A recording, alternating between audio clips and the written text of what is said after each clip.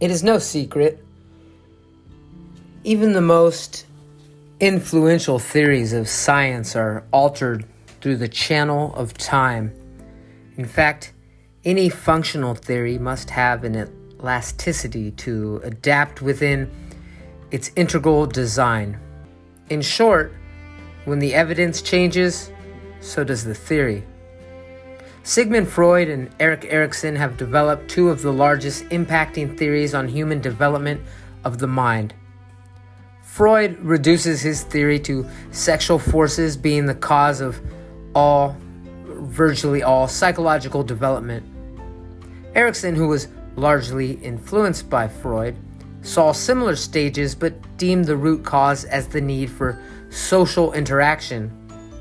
Either theory has received its share of criticism, but they have both remained significant for professors, professionals, and lay people alike. Since the time of their creation, various other models have formed or spawned from these, including Lawrence Kohlberg's theory on moral development and Jean Piaget's theories on cognitive development. In this paper, I will describe how my life relates to these theories, predominantly using Freud and Erikson as the viewpoints of my life analysis, yet touching upon others when they hold particular relevance to my development. My existence began in my conception, mid-November in the year of 1980. I would become the youngest of three sons in a family moving toward upper middle class, residing in Orange County, California. My father was a regional support manager for a manufacturing company dealing with communications equipment. With degrees in home economics and child development, my mother was proud to raise her three children. Inside of my mother's womb became the first and most steady environment of my life. For 9 months, I developed more rapidly than any other time I have or ever will. Aside from the sheer fact that most of what grows beyond the zygote formation is genetically predisposed, a mother's diet, lifestyle, and stress levels are major factors for a baby's development in the womb. Understanding the importance of this developmental stage metacognitively through her studies as a graduate from behavioral sciences, my mother assured a nutritional diet, appropriate exercise, and an overall healthy lifestyle. However, even with careful attention to the importance of my becoming in relation to her body, she could not foresee or prevent all stresses. Firstly, her father had recently needed to go on dialysis for his kidneys just months before his eventual passing. Additionally, a daughter from my father's first marriage had temporarily moved into our house. She was 13 and going through her own developmental changes. This, coupled with her resentment of my mother for having a family with our father, and led initiatives for arguments which my mother avoided for the sake of me growing inside her the best she could. But it would have been impossible to completely abstain from all stressful factors in this regard. This carried on until shortly after my birth. I was almost 3 years behind two older brothers who were just over a year apart. Due to their proximity in age, my existence served as a novel member of the family rather than of a jealous rivalry. They managed to play with each other while I passively engaged in their movements, keeping me preoccupied so not to interfere with their games. My mother was my full-time caregiver, which provided me with a great start to a new life. My father was working long hours and supporting our family's lifestyle. Freud proposes 5 psychosexual stages in which humans develop. In these stages, he theorizes that if needs from any of these stages are left unmet, a negative consequence will follow later in life. Freud first designates the oral stage from birth to 1 year of age as a time when babies have a fixation with their mouths, originating from the need to suck on their mother's breast. If one does not meet this need, it may lead to thumb sucking, nail biting, or obsessive talking early on in life, but it has a much more serious implication for an adult who is more likely to engage in drinking and smoking. Although I've developed extreme eating habits from 15 years of competing in wrestling and martial arts, where I would starve myself and binge accordingly to weigh-ins. These habits have dissolved, and I rarely eat more than my body naturally burns in a day. I did, however, used to bite my nails as a child. In fact, I still do bite my nails on occasion. The reason for biting my nails now will occur when I'm about to teach a martial arts class and realize my nails are long enough to scratch someone but do not have nail clippers at my disposal. Freud, however, would likely claim this as a rationalization, a defense mechanism protecting my ego from the truth. I breastfed for about 17 months, nearly twice as long as my oldest brother and significantly longer than my other older brother. Since I do not seek gratification in the addictive manner as proposed by Freud, if lacking in this psychosexual stage. However, my overindulgence could play a part in my tendency for seeking intoxication. I've engaged in binge drinking alcohol, ingesting psychoactive drugs, inhaling stimulants, and smoking of marijuana and methamphetamines intermittently for nearly a decade of my adult life. Ultimately, I was able to abandon these habits shortly after turning 30 years old. The only other relative aspect of my personality relevant to the oral stage is that as a child and into adolescence, I was sarcastic to some degree. For the most part, I was more technical in my speech opposed to conventional sarcasm, but it still relates to an oral-related action. I would not let the slightest inconsistency or contrasting words of another slip by me. This has dissolved in my development, so it does not suggest an unresolved issue for my current being. Keeping true to the idea that failing to meet needs at a young age will manifest themselves in future problems, Erikson reconfigured Freud's theory of account for a lifespan of changes in his psychosocial model of human development. He recognizes the first year of a child as being significant for developing a sense of safety in the chaotic world of sights, sounds, and other sensations. Essentially, he believes this stage was where a child either learns to trust his surroundings or not. If children do not have a secure first year, he believes it will cause issues of mistrust for the environment and the people around throughout their lives. This time marks the first of 8 stages in his psychosocial model of human development. Due to an incongruence in developmental theories and my drug and alcohol use, it would be important to reevaluate this from another perspective. In recent years, there has been recurring research making a connection between insecure attachment issues and drug addiction. I cannot identify any rational reason for me to have intoxicated my body, especially while concurrently caring for it with exercise and healthy eating, but this irrationality of continuing to do something despite its harmful effects is the defining characteristics of a substance use disorder. At the same time, the absence of prolonged use or experience of withdrawals makes the term abuse more suitable than addiction. Regardless of semantics, this was a significant problem needing resolution. According to the models of Freud and Erikson, I have difficulty attributing my substance use disorder to any unresolved issue. It is important to recognize that this occurred in a post-adolescent and pre-adult stage that goes relatively unnoticed in the original psychosexual and psychosocial models proposed by Freud and Erikson, respectively. I will explore these stages for what they are in the developmental process rather than being recurring issues unresolved from my childhood. Considering my life path, there is much congruence with Erikson's theory. I've always been able to find ease in my environment. Whether staying in an attic, foraging for shelter outside, living in a basement, or sleeping under the boxing ring at my gym, I've always felt comfortable where I called home. Although my trusting nature has afforded me with a wealth of long-lasting friendships, I've been easily taken advantage of by ill-intentioned individuals posing as friends. In some cases, I've been reprimanded for my imprudence, such as lending cash to an assortment of eccentric characters who, unsurprisingly, disappeared from the scene.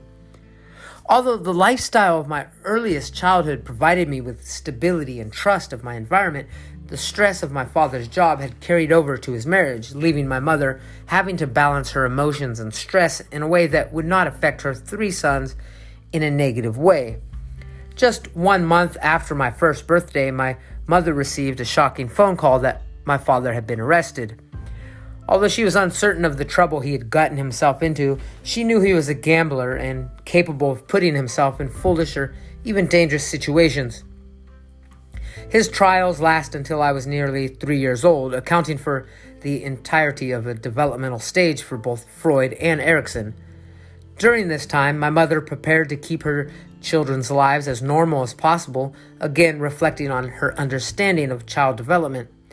My parents sold the house for a sum of money, half of which my mother saved for the years that lie ahead, while my father used the other half fighting the judicial system, culminating in defeat.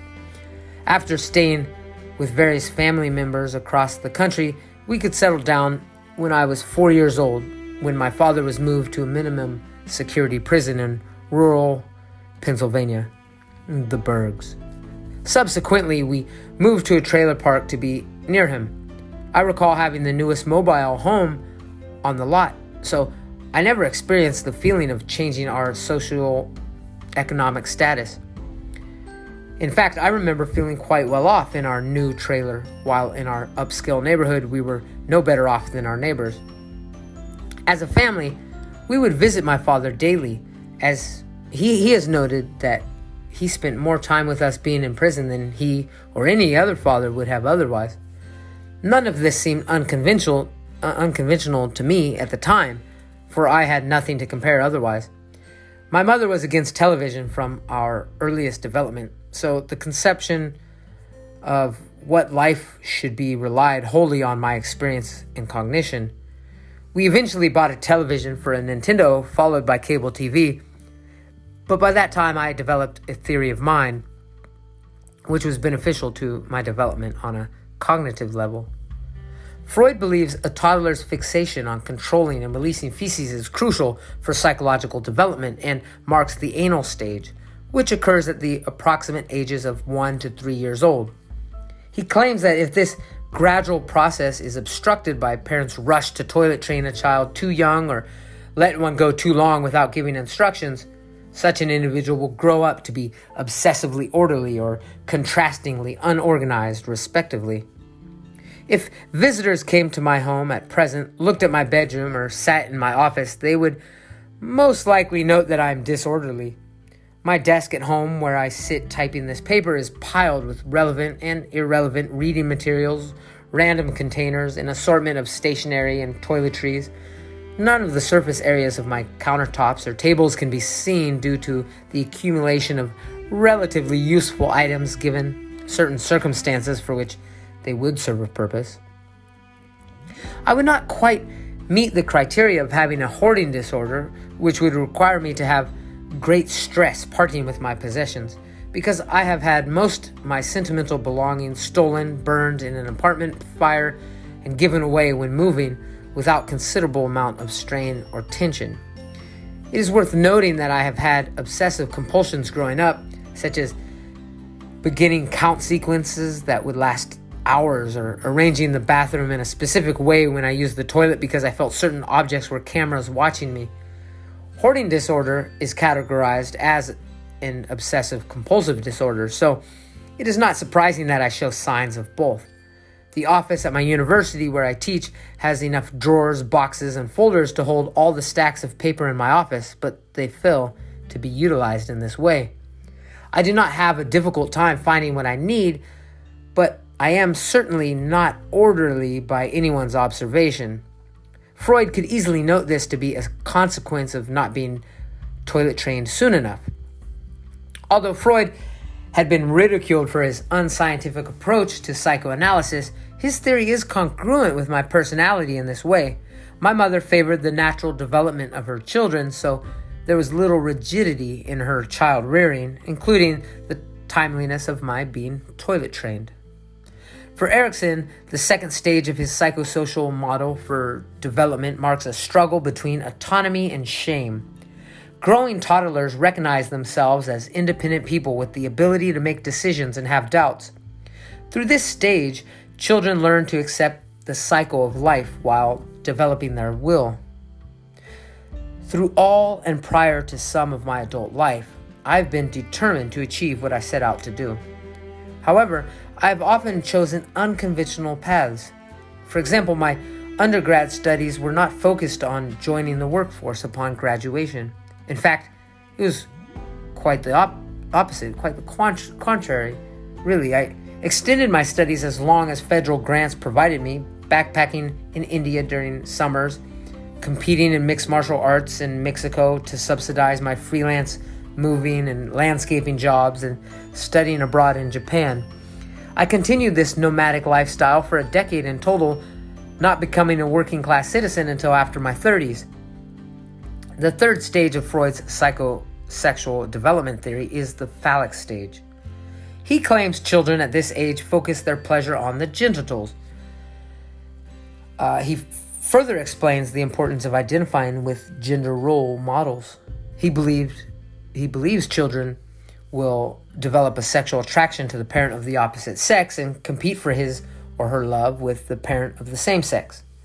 Consequently, problems occurring during this stage would potentially cause difficulty with intimate relationships in the future. A year into this stage, I can recall playing with myself under the sheets until I fell asleep on a regular basis. Freud has received criticism for over a century because of his adamant and strict theory about sexual urges being the center of psychological development. These critiques argue there is a lack of scientific research to support his claim. However, one must recognize that the ethical limits for testing some of these claims with children's subjects would make it nearly impossible to validate them. I am a single case, so I cannot make any sweeping generalizations, but Freud would certainly use my recollection to support his claim. It was not until the end of this stage that my father was released from prison and moved in with us in our trailer. I can recall feeling he was a visitor to whom I had to explain the rules of the house. I do not recall feeling the anxiety of him castrating me because of sexual attraction I had for my mother, as Freud suggested, but it was a new family structure needing gradual acceptance and calling for a degree of resolution. Again, whatever issues there were, Freud would assume were ultimately resolved because I have not had notably difficulty with intimate relations. For Erikson, the third developmental stage is marked by initiation versus guilt. During this stage, preschoolers begin to try new things. Along with trials come errors. Thus, this is a time for handling failure. According to Erikson, it is at this stage the virtue of purpose is resolved. Along with resilience, one develops empathy, compassion, and humor.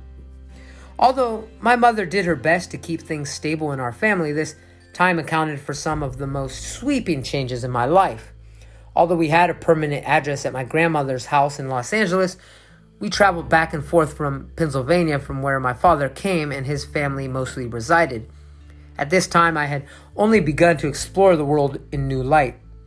All these changes served as opportunities for initiating vast new realms of discovery. For instance, I would find myself playing on an Atlantic beach in Maine and swim in the Pacific Ocean the following week in Los Angeles. We were literally homeless, but we stayed with family and friends across the country. When I started kindergarten, I spent half the year in the culturally diverse classroom of a Los Angeles school and the other half in our rural, small Pennsylvania town with nearly no diversity. My initiative to meet new people paid off with new friendships along the way. The only sense of guilt I experienced was a fellow student not being allowed to play with me because I did not know to what the word God referred, which has struck with me throughout my life. Generally, I resent religion for its biased views of the universe, but this could easily be directly related to this most vivid memory of feeling persecuted by my kindergarten classmates. Sometimes I feel that I have ambivalent feelings towards all religions, or that I am overcompensating for an insecurity in this regard. Freud would likely hone in on the origins of these feelings to expose the mechanisms at play. In the latency stage, Freud believes these pre-adolescents lose sexual focus on their body parts and direct their attention to social interactions established by cultural demands.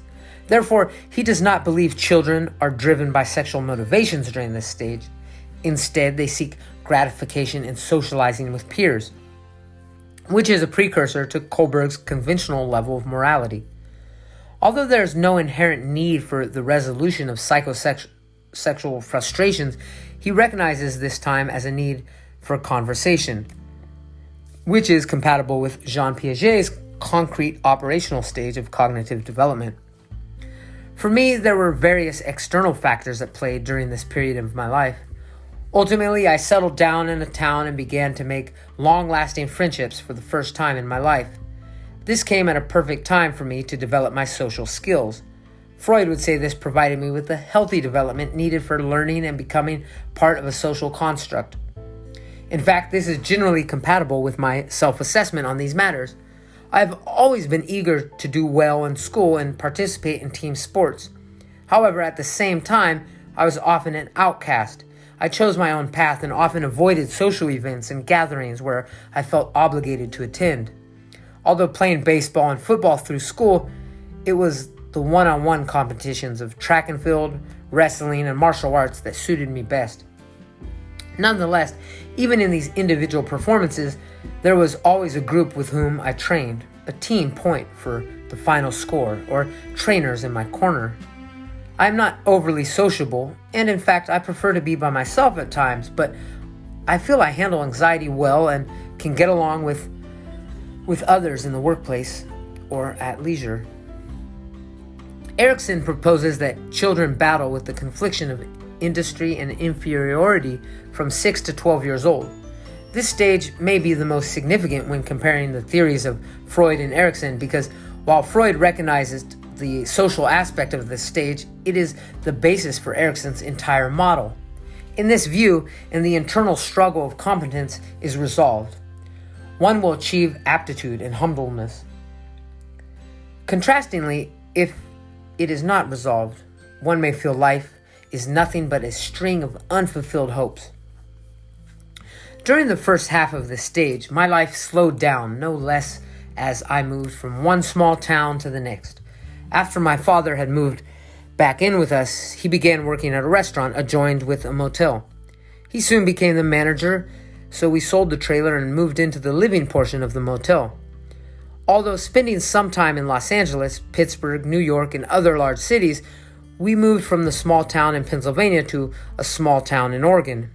This was a pleasant town, but as my father continued to advance in his career managing restaurants, we moved again in less than a year to a town in Northern California.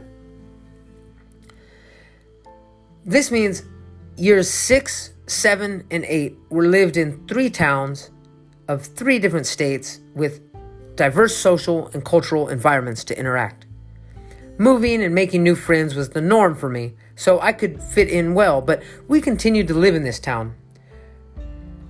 From 8 to 12 years old, I lived in the same place and attended a single school for no longer than I had ever had. This consistency posed a new challenge for me. I struggled with keeping friends, with changing classrooms and playgrounds. I was no longer the new kid from another state that everyone would be interested in meeting. I faced bullies in a way that I never had. Now, I was another familiar face, choosing a group to which I could belong. I had always used my intellect and general knowledge to win over teachers and my classmates, but now intellect held less clout with my peers. I was outshunned by the novelty of new arrivals, and I was forced to reevaluate my social competence when intermingling with others for an extended time. The 5th and final stage in Freud's model is the genital phase and occurs at puberty. He believes this stage marks the transformation into adulthood and no longer offers developmental stages beyond one becoming an adult. At this stage, one goes back to the early fixation on the genitals. However, by having this exploration shared with a partner provides a new opportunity of discovery. Adolescence marks a time of rapid changes. Not only does the body grow quickly, but the psychological and emotional factions are also in constant development. Adolescence may experience volatile lows subject to depression and suicidal ideations, or highs where drug use, unprotected sex, and criminal activity are simply pastimes enjoyed with peers. Erikson notes this developmental stage by the conflict between identity and role confusion, where one is challenged to identify a lasting sense of self. This can be difficult when one defines himself by his groups or friends, neighborhood, or achievements. After all, this is time to recognize individual goals, desires, and a worldly understanding of one's place on earth. If one fails to resolve these issues, Erikson believes it will lead to stress and life complexity. Having the entirety of this stage occurs in a single town with several stable close friendships, it was easy for me to reflect on myself, while it was also easy to lose my identity in my lifestyle and peers. For example, I had always sought recognition for good grades, athletic performance, and extracurricular activities. Watching my oldest brother play football at the local stadium made me wish to do the same. Furthermore, my other older brother, who was a senior the year I began high school, recommended wrestling like he had done during the duration of his high school experience. I had been involved in martial arts since I was 8 years old, so it seemed like an effective way to continue a similar pursuit. In fact, wrestling was the single most influential aspect of my identity through my adolescence. Academics remained important to me, and I maintained a 4.0 grade point average throughout high school. But my heart was set on continuing with wrestling while I had my youth and athletic ability readily available to thrive. Erikson identifies the sixth state of psychosocial development with love. By this, he believes one struggles with intimacy or isolation. Not resolving this conflict may invoke difficulties for someone when committing to a relationship or expressing emotions in the future. Although I entered relationships where I learned to love and be loved, I did not take on the societal role of an adult, nor did I seek a lifelong partner to share my journey. I chose to pursue martial arts as a pilgrimage for my food. My housing, my travels were afforded through my teaching of the arts. This prevented me from staying committed to any intimate relationship, but it fulfilled the continuation of my identity. When considering Erikson's theory on development, it is important to understand the context to which he applied it, socially, culturally, and for the current times. While my age brought on legal adulthood, it was not followed by work and starting a family as traditional models had proposed. In fact, it is much more common in our current times to extend this period further. This is particularly true when continuing education or taking developmental paths other than a career choice. Nevertheless, Erikson recognizes the continuation of human development throughout one's lifespan, which serves as an important step for developmental psychology to move forward. I am currently in Erikson's sixth stage of development. Upon fulfilling my nomadic journey across the globe, an extension of finding my identity, I not only became involved in a loving relationship, but I also settled down in a single location and began a career for the present and distant future. This is my own personal subcomponent of Erikson's developmental stages, which acts as a transition from young to middle adulthood. His model does not put the emphasis on this stage, as I feel it is needed for me to relate. Certainly, I have not finished developing. In fact, this stage in my life marks a new beginning. While improving my professional skills at the workplace, I've also pursued my education. In a sense, I'm continuing my hiatus from education because I had always wanted to pursue higher learning in all my absence. At the same time, as a university lecturer, I am setting myself in the perfect position to achieve generativity as in Erikson's seventh stage of care. He believes that if middle-aged adults are unable to contribute to the succeeding generations, they will succumb to stagnation. Although I have a direct impact on younger generations, I lack the child rearing my spouse and I seek. We lost one baby, and it has been difficult to conceive again. We are still both young and hopeful that we will be able to conceive again, but this has the potential to affect both of our psychological development by fulfilling the need to care for one's own. For now, we find fulfillment with raising 2 litters of cats from a single mother we adopted. There is no doubt in imminent changes due to the discovery of new mechanisms of the human mind. The lifespan of an individual has been the subject of study for quite some time, but there is little we can say that will stand unwaveringly with the rapidly developing technology becoming available to us.